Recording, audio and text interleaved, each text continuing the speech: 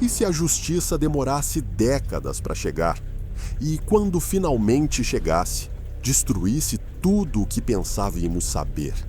Hoje vamos mergulhar em 4 casos arquivados e assustadores que assombraram famílias, comunidades e investigadores por gerações. De afogamentos misteriosos a traições brutais, estes não são apenas crimes, são quebra-cabeças congelados no tempo. Loyola Jordan era uma mãe querida de 7 filhos, brutalmente assassinada em sua própria casa em 1998. Por 23 anos, seu assassino permaneceu em liberdade até que as evidências de DNA finalmente apontaram para alguém que ninguém poderia esperar. Uma família dilacerada pela dor finalmente obteve respostas, mas a um custo de partir o coração. Uma jovem encontrada, afogada na piscina de um motel no Texas em 1966, conhecida apenas como a desconhecida Pecos, sem nome, sem família, apenas 2 palavras enigmáticas escritas em seu pé. Levaria mais de meio século e uma reviravolta na genealogia genética para finalmente revelar sua identidade e a verdade arrepiante sobre com quem ela poderia ter estado naquela noite. Um assassino em série que confessou em seus próprios termos. Edward Surratt deixou um rastro de corpos por 3 estados, mas foi condenado por apenas um, porque ele continuou confessando. E porque o sistema judiciário deixou a maioria de suas vítimas sem nome por décadas? 2 mulheres. Uma noite de neve no Colorado, meias laranjas, o único elo. Por quase 4 décadas, os assassinatos de Bobbie Jo Oberholzer e Annette Schnee permaneceram um mistério, até que o DNA apontou para um nome que ninguém esperava. Casos arquivados não permanecem arquivados para sempre e, esta noite, derretemos o silêncio. Não pisque, não respire, porque o que você está prestes a ouvir muda tudo. Caso número 1. O caso arquivado, de Loyola Jordan. Foi um caso que assombrou uma comunidade por mais de 2 décadas. Uma mulher amada por seus vizinhos, uma vida tragicamente interrompida e um mistério que se recusava a desaparecer com o tempo. Esta é a história de Loyola Jordan, um nome que ainda ecoa pelas ruas tranquilas de Picayune, Mississippi.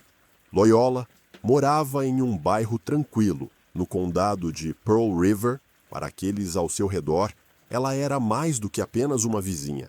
Era uma mãe, uma amiga, um pilar da comunidade. Conhecida por sua gentileza e afetuosidade, Loyola morou naquele bairro a vida toda, criando 7 filhos que também chamavam aquelas mesmas ruas de lar. Mas em 30 de junho de 1998, essa paz foi quebrada. Loyola Jordan foi brutalmente atacada dentro de sua casa na rua Washington. Ela foi esfaqueada várias vezes e morreu em decorrência dos ferimentos. O que tornou o assassinato ainda mais perturbador foi que não havia sinais de arrombamento, janelas quebradas ou fechaduras arrombadas. As pessoas mais próximas insistiam que ela sempre mantinha a porta trancada, levando os investigadores a acreditarem que Loyola havia deixado seu assassino entrar por vontade própria. O que aconteceu em seguida confundiria a polícia por quase 23 anos. Os detetives teorizaram que Loyola pode ter acordado durante uma discussão ou confronto que se transformou em um ataque mortal. O assassino fugiu do local, deixando para trás apenas perguntas e vidas destruídas. Mas em 2020 surgiu um avanço. A capitã Rhonda Jones, do Departamento de Polícia de Picayune, retirou o caso da gaveta. Determinada a fazer justiça à família de Loyola, ela se associou à série Cold Justice, da Oxygen Network, que ajuda a polícia a solucionar assassinatos não solucionados. A série forneceu ao departamento recursos cruciais, incluindo acesso a um laboratório particular de DNA que podia testar amostras muito mais rápido do que os laboratórios estaduais. Em 1998, os investigadores preservaram a camisola de Loyola, coletando meticulosamente quase uma dúzia de amostras de DNA. Mas, devido a limitações orçamentárias, essas amostras nunca foram completamente analisadas, até agora. Os resultados foram conclusivos e chocantes. Em 2021, apenas um mês antes do 23º aniversário do assassinato de Loyola, as evidências de DNA apontaram diretamente para alguém próximo. Muito próximo. Seu próprio neto, Sergio A. Williams, de 47 anos, foi preso e acusado do assassinato. Para a família de Loyola, foi uma revelação de partir o coração, mas também trouxe respostas muito aguardadas. Eles finalmente puderam começar o processo de cura, descobrindo a verdade por trás da perda de sua amada matriarca. Loyola planejava comparecer à cerimônia de entrega do broche da escola de enfermagem de sua neta no dia seguinte. Um dia que deveria ter sido repleto de orgulho e alegria, se transformou em um dia de tristeza e horror. Investigadores como o chefe de polícia Freddie Drennan e o chefe assistente Jeremy Magri nunca perderam a esperança. A brutalidade do crime deixou uma marca permanente neles, e resolvê-lo tornou-se uma questão de profunda importância pessoal e profissional. Graças à perseverança, ao trabalho em equipe e ao poder do DNA, a história de Loyola Jordan finalmente tem um fim, e sua voz, silenciada por tanto tempo, agora foi ouvida. Caso número 2. A Jane Doe de Pecos, um mistério que se acumulou ao longo de décadas. Em um dia quente de verão, 5 de julho de 1966, um homem e uma mulher chegaram ao Roper's Motel, próximo à rodovia 80 em Pecos, Texas. Para quem estivesse observando, eles pareciam um casal comum de passagem, viajantes em busca de uma noite de descanso. Eles se registraram sob os nomes de Senhor e Senhora Russell Bayton. Mas o que aconteceu poucas horas depois desencadearia um mistério que duraria décadas e assombraria uma pequena cidade por gerações. Naquele mesmo dia, uma camareira do motel se deparou com uma cena horrível. A mulher do quarto 17 foi encontrada flutuando sem vida na piscina do motel. Em pânico, ela correu para o café ao lado e voltou com ajuda. Juntos, eles puxaram o corpo da mulher para o deck da piscina. Os serviços de emergência correram e fizeram tudo o que podiam, mas era tarde demais. Ela foi declarada morta no Hospital Memorial do Condado de Reeves. À medida que a tragédia se desenrolava, o homem que a recebera casualmente se aproximou da recepção do motel. Calmamente, pediu sua identidade de volta, dizendo que precisava mostrá-la à polícia. Mas, em vez de ajudar os investigadores ou acompanhar sua suposta esposa ao hospital, ele simplesmente desapareceu, indo embora em seu carro para nunca mais ser visto. Ele deixou para trás uma mulher sem vida, um quarto de motel vazio e um nome que não significava nada. Sua identidade, um mistério. Sua história, esquecida pelo tempo.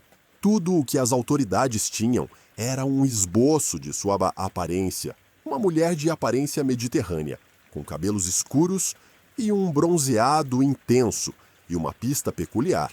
As palavras Joe e Lynn rabiscadas na sola de seu pé direito. Apesar da atenção da mídia nacional, nenhum familiar se apresentou. Nenhum amigo a reconheceu. Ela foi enterrada sob uma lápide doada que assustadoramente dizia Garota Desconhecida Afogada.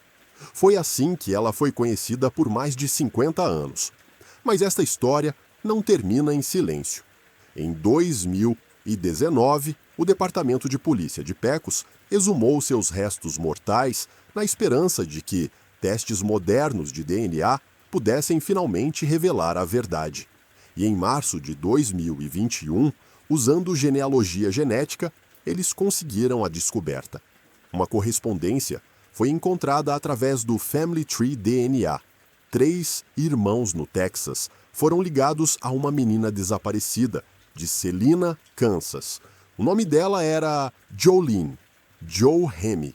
Sua irmã Joyce lembrava-se bem dela. Jolene era doce, tímida e tinha apenas 17 anos quando desapareceu. Ela tinha um namorado muito mais velho, um homem em quem a família desconfiava. Em 1º de julho de 1966, Joyce viu Jolene pela última vez. 2 dias depois, ela recebeu um bilhete enigmático. Joyce: bem, eu me perdi. Vejo você em algumas semanas. Talvez, Joe. Mas a família jura que ninguém nunca a chamou de Joe. Jolene não sabia nadar. Sua família acredita que ela jamais teria entrado naquela piscina por vontade própria. E o homem com quem ela estava, ele desapareceu sem deixar rastros, sem nunca reclamar o corpo, sem fazer um boletim de ocorrência, sem sequer se despedir. Hoje, sua certidão de óbito traz seu nome verdadeiro, Jolene Hemi, mas a justiça ainda não foi feita. As autoridades continuam procurando o homem que se autodenominava Senhor, Russell Bayton, que pode ter respostas sobre como Jolene acabou morta naquela piscina. Foi um acidente ou algo muito mais sombrio? Caso número 3. As confissões assustadoras de Edward Surratt. As confissões de criminosos geralmente seguem um certo padrão. São pressionadas durante interrogatórios, sussurradas em leitos de morte ou reveladas após anos de culpa. Mas o que acontece quando uma confissão surge sem motivo, sem pressão, sem incentivo, apenas um assassino, a sangue frio revelando a verdade aos poucos, ao longo de décadas? Foi exatamente o que aconteceu com Edward Surratt, um serial killer condenado cujas confissões esporádicas e perturbadoras deixaram investigadores frustrados e famílias desoladas. Em julho de 1978, a primeira página do Pittsburgh Post-Gazette anunciava Kuhn liga Surratt a 18 assassinatos. Apesar da manchete chocante, as autoridades não conseguiam vinculá-lo legalmente a esses assassinatos. Os padrões coincidiam, sim, a brutalidade, os métodos, as rotas, mas provas concretas simplesmente não existiam, só depois que Surratt começou a falar. Como caminhoneiro de longa distância entre a Pensilvânia e Ohio, os movimentos de Surratt se alinhavam assustadoramente com 27 assassinatos não resolvidos. Uma das primeiras ligações confirmadas foi o assassinato de Luther Langford, em 1º de junho de 1978, na Carolina do Sul. Langford foi espancado até a morte em sua casa. Sua esposa mal sobreviveu. Dias depois, Surratt foi visto dirigindo casualmente o carro de Langford. Dentro dele, os investigadores encontraram um taco de beisebol manchado com suas impressões digitais, provavelmente a arma do crime. Mas isso não foi tudo. A polícia também descobriu pertences ligados a outro casal assassinado, Joseph e sua esposa, encontrados mortos em sua casa em setembro de 1977. À medida que as camadas foram descobertas, o nome de Surratt passou a ser associado a mais e mais crimes. Frank Ziegler, os Hydes, a família Adams e um trio, Guy Mills, Laura Mills e Joe Kruger, foram brutalmente baleados em Breezewood. Ainda assim, Surratt permaneceu um passo à frente, driblando a justiça até uma noite fatídica em julho de 1978.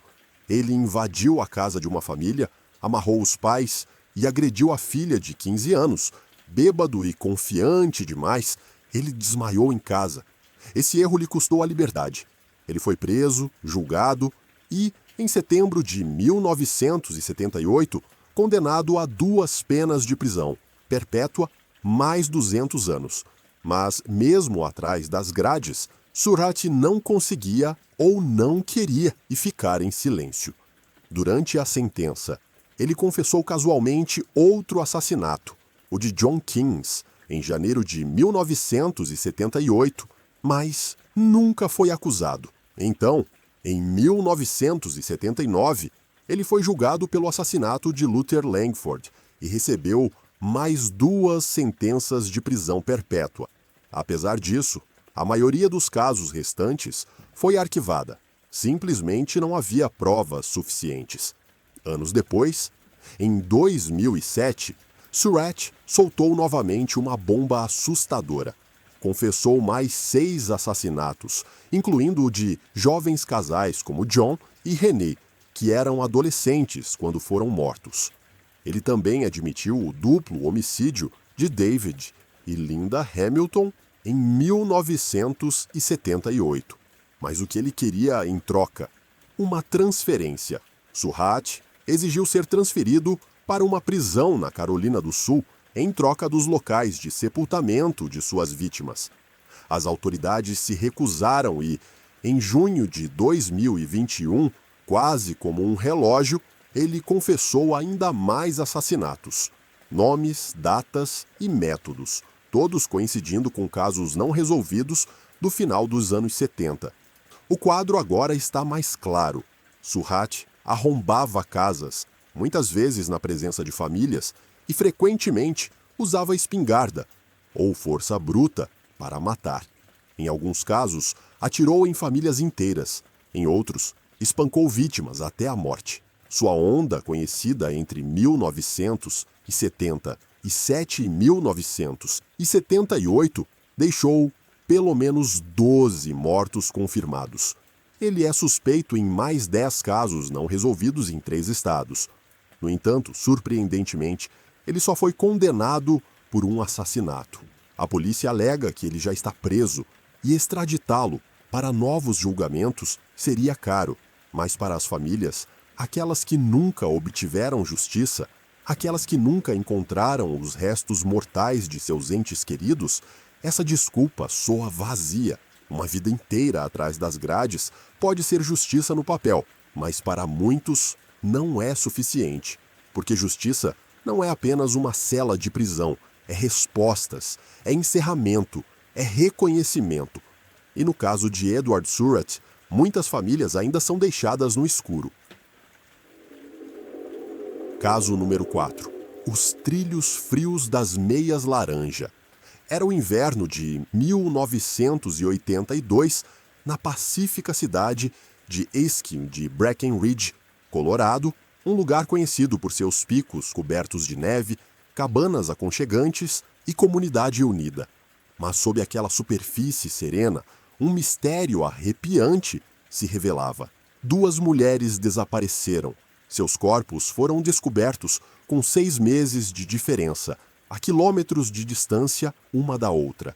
Cenas diferentes, linhas do tempo diferentes. Mas um detalhe assustador as unia. Um único par de meias laranja. 6 de janeiro de 1982. Bob Joe Oberholtzer, de 29 anos, deu um beijo de despedida no marido, Jeff, e saiu de casa em Alma pouco depois das 7 horas. Como muitos moradores locais, ela pegou carona para o trabalho em Breckenridge, onde trabalhava como recepcionista. Naquela noite, às 18h20, ligou para Jeff e disse que estava tomando uns drinks com amigos. Ele se ofereceu para buscá-la, mas ela recusou. "Vou pegar uma carona para casa", disse ela. Jeff esperou, preparou o jantar.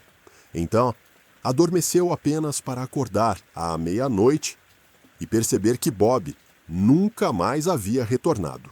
Em pânico, ele dirigiu até a cidade para procurá-la. Amigos disseram que ela havia saído do bar horas antes, por volta das 19h30. Presumiram que ela tivesse conseguido uma carona. A polícia ainda não aceitaria um boletim de ocorrência de desaparecimento. Jeff não tinha escolha a não ser voltar para casa e ter esperança. Mas a esperança se esvaiu rapidamente.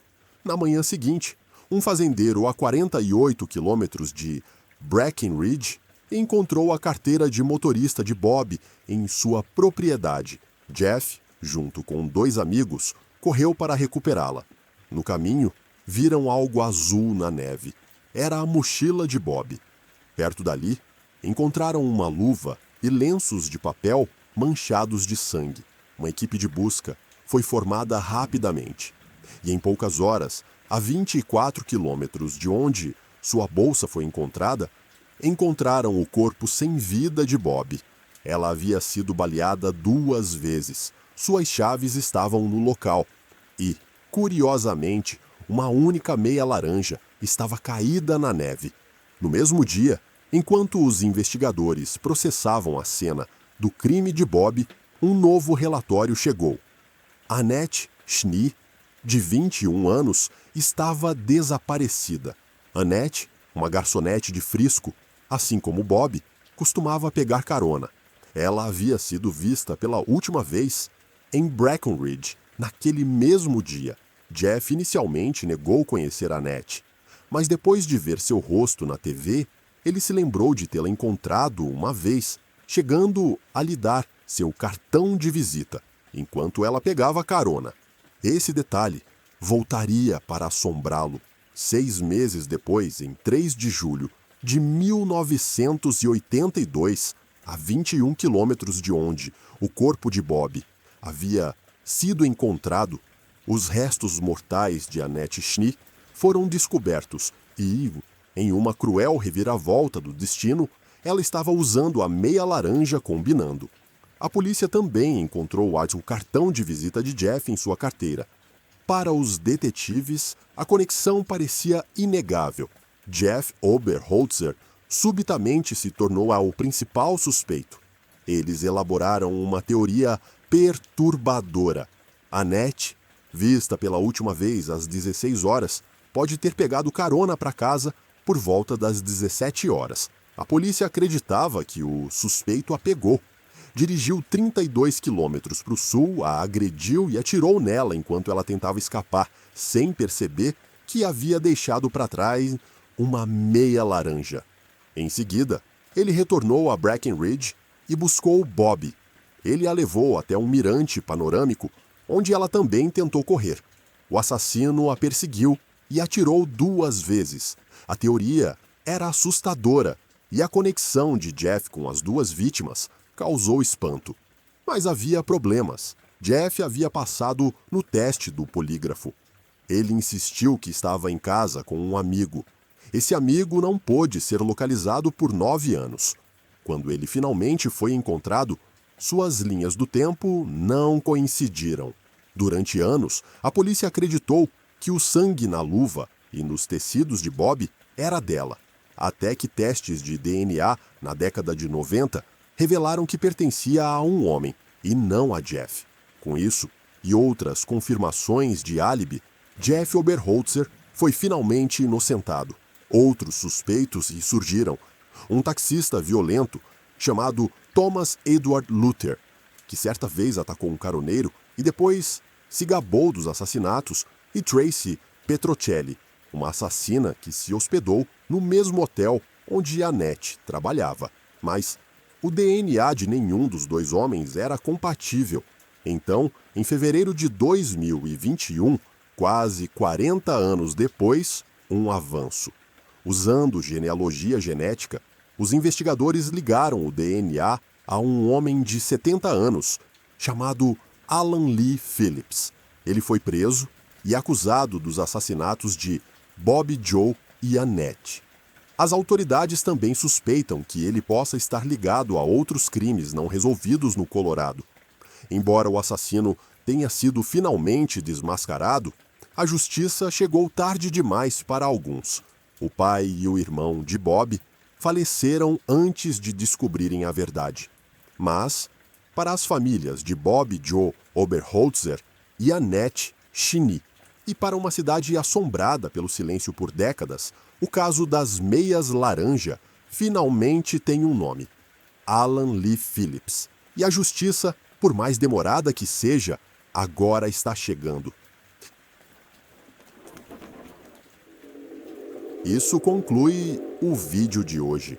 Espero sinceramente que tenha lhe dado uma visão valiosa sobre alguns dos casos mais negligenciados ao longo dos anos. Se você achou isso útil, por favor, considere curtir, se inscrever e ativar as notificações para se manter atualizado. Se não tiver certeza do que comentar, basta deixar um 555 e isso me avisa que você assistiu até o final. Obrigado novamente pelo seu tempo e apoio. Há mais a caminho, então fique ligado.